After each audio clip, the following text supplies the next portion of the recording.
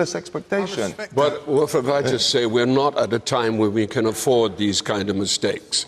We're in a very crucial position. We simply can't afford these kind of mistakes, and they're being made time and time and time again, and it's got to stop.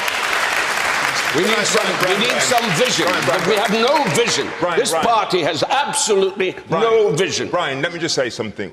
One of the greatest leaders, Winston Churchill, one of our greatest leaders, made some big mistakes where lives were lost.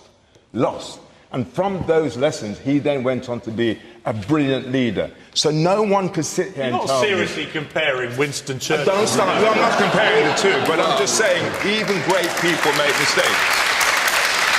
I'm saying that...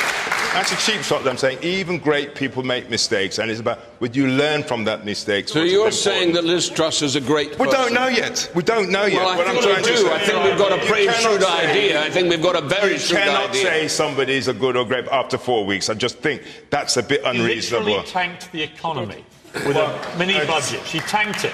She crashed the economy. The pound fell to the lowest level ever against the dollar. People's mortgages are going to skyrocket. This is all baloney. Okay, She and Kwasi Kwarteng, her Chancellor, gambled with the nation's economy, and it has failed spectacularly. So if you and a great person, actually, a great person would concede, you know what, we had a go at this, it was horrendous, we've had to rein it all back, we're going to do the honourable thing, we're going to let somebody else have a go. I would rather we try somebody who at least is economically numerate. Someone who has a basic understanding of the economy. And Nadeem, I've got great respect for you. You always used to come on Good Morning Britain when a lot of your colleagues wouldn't, and I'd bellow away at you and you'd just take it, and great. And you were great on vaccines. But for you, honestly, to sit there and try and defend this, what I haven't heard from anybody at senior level in this party in the last 10 days is one word: sorry. Sorry to the country for what you have put the country through. Do you want to say it?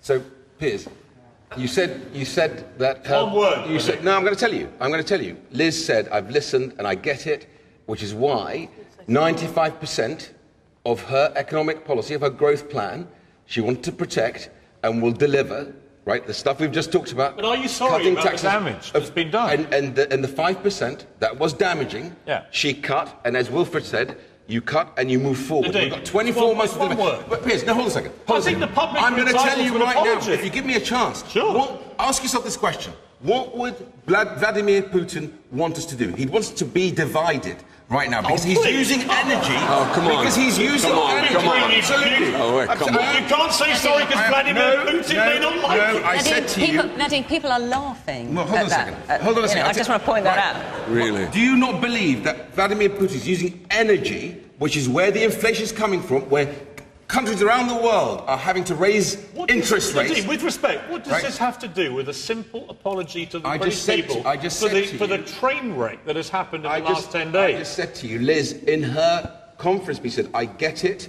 and I changed the policy. Are you sorry? Of course I'm sorry. Thank you. Absolutely. Thank you. By the way, there's nothing wrong with saying, I get it, and I've listened, and I've acted, and 95% of what I want to do, I'm going to deliver, and I'll drop the 5%. That's a good thing. But for you to say that Putin has nothing to do with inflation is... I didn't say that. No, he didn't say that. I didn't say that. Sorry, I said he had nothing to do with stopping you apologising. Okay, so if you think he had something to do with inflation, then it has to do with interest rates going up. So far, you've all... Which countries have interest rates going up? With respect, in the last 10 days, so far, for the monumental cock-up you did with this mini-budget, I've so far heard people blame the Queen and the funeral for what happened. You're now blaming Vladimir Putin, and I'm saying to you, actually, it's simpler than that. Your mini-budget caused the chaos. OK, tell you what... Do you not think Vladimir Putin is using energy as a tool? You've made that point. You've made that point, Nadine. Of course. Has gone up. And countries around the world, bankers are having to increase interest rates. But he didn't do your mini-budget. You both made